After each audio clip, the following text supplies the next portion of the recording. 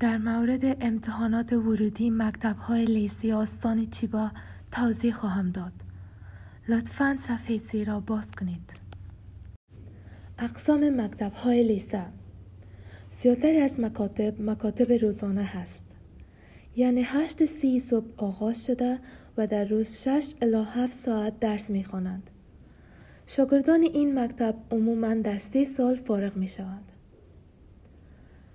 نوع دوم مکتب هست که دارای وقت معین می باشد. زیادتر این مکاتب شبانه می باشد. روز 4 ساعت درس خوانده و در 4 سال فارغ می شوند. اما در بعضی از جاها می توان در 3 سال فارغ شد. نوع دیگر مکتب نیمه وقت است که 3 تایم دارد. تایم پیش از چاشت، تایم بعد از چاشت و شبانه می باشد. می توان در یک از این تایم ها درس خواند.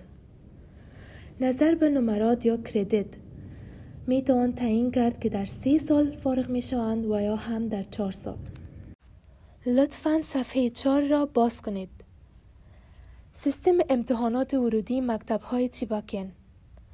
کلمه گاکو یعنی مناطق مکاتب یا به طور واضح‌تر محدوده مناطقی که می توان مکتب آن را امتحان داد. این نظر به محل زندگی هر شاگرد متفاوت می باشد. مکاتب هست که دارای قوانین مناطق مکاتب یعنی گاکو نمی باشد. لطفاً بعداً آن را ببینید. بخش عمومی مکاتب روزانه دارای گاکو می باشد. مصارف لازم در مکاتب لیسه را می توانید در صفحه 9 ببینید. بر علاوه این مصارف رفتن به مکتب هم لازم می باشد. هر مکتب را که کامیاب شوید بعضی از مصارف هست که باید فوراً پرداخته شود. پس باید از قبل آن را آماده نمایید. مصارف لازم در مکاتب شخصی بیشتر از مکاتب دولتی می باشد. در مورد بورس تحصیلی یا کمک هزینه دانشجویی در پایان صفحه 9 نوشته شده است. بعد از کامیاب شدن ورقهای لازم را تسلیم نمایید. در صفحه 11 کارهایی که باید تا به امتحان انجام دهید نوشته شده است. پس لطفاً آن را خوب بخونید. امتحان ورودی عمومی تاریخ آن 21 و 22 ماه 2 می باشد. در زیادتر از مکاتب باید 5 مضمون را امتحان داد که عبارت از ادبیات زبان ژاپنی، اجتماعیات، ریاضیات، ساینس و انگلیسی می باشد. در 4 مکتب Community Collaboration Active School و یک بخش از مکاتب شبانه باید 3 مضمون را امتحان داد که عبارت از ادبیات زبان ژاپنی، ریاضیات و انگلیسی می باشد. همچنان هر مکتب امتحان‌هایی که خود مکتب انتخاب نموده است مثل مصاحبه یا امتحان زبانی را دارا می باشد. کسانی که از آمدنشان به ژاپن 3 سال نمی گذرد می تواند درخواست اضافه نمودن فوریگانا یعنی تلفظ کانجی سوالات امتحان را نماید. برای این کار باید قبل از ارائه فرم درخواست امتحان کارهای لازم را انجام داد. برای این لازم به تعیین نمودن تاریخ ورود به ژاپن است. به همین خاطر پاسپورت لازم می باشد. امتحان دیگر امتحان ورودی خاص برای خارجی ها می باشد. این امتحان برای کسانی هست که دارای ملیت خارجی بوده و از آمدنشان به ژاپن 3 سال نگذشته باشد. نام مکتب هایی که این امتحان را دارا می باشد را می توانید در صفحه 6 ببینید. در مورد بخش بین المللی مکتب های لیسه با توجه به برنامه آموزشی مکتب بعد از فراغت از مکتب رفتن به پوهنتون های مربوط ساینس مشکل می باشد. پس وقتی که مکتب خود را انتخاب می نمایید باید متوجه این موضوع باشید. تاریخ امتحان ورودی خاص برای خارجی ها با امتحان ورودی عمومی یکسان هست. باید از بین امتحان ورودی عمومی یا امتحان خاص برای خارجی ها یکی را انتخاب نمایید. امتحان دوره دوم هم برگزار می گردد، اما زیادتر اوقات فقط دارای یک جانس می باشد. امتحان شامل مقاله و امتحان زبانی یا مصاحبه است.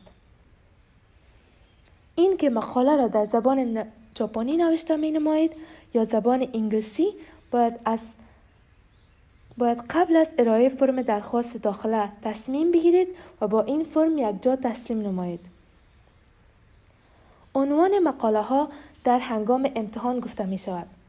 پس تمرین نوشتن مقاله در مورد عنوان های مختلف را نمایید.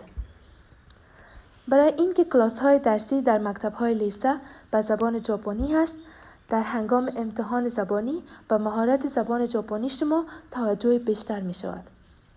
به همین خاطر در درس های زبان ژاپنی تان کوشش نمایید. مصارف لازم در مکاتب لیسه را می توانید در صفحه 9 ببینید. بر علاوه این مصارف رفتن به مکتب هم لازم می باشد. هر مکتب را که کامیاب شوید، بعضی از مصارف هست که باید فوراً پرداخته شود. پس باید از قبل آن را آماده نمایید. مصارف لازم در مکاتب شخصی بیشتر از مکاتب دولتی می باشد.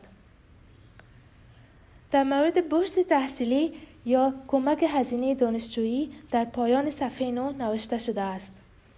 بعد از کامیاب شدن ورق‌های لازم را تسلیم نمایید.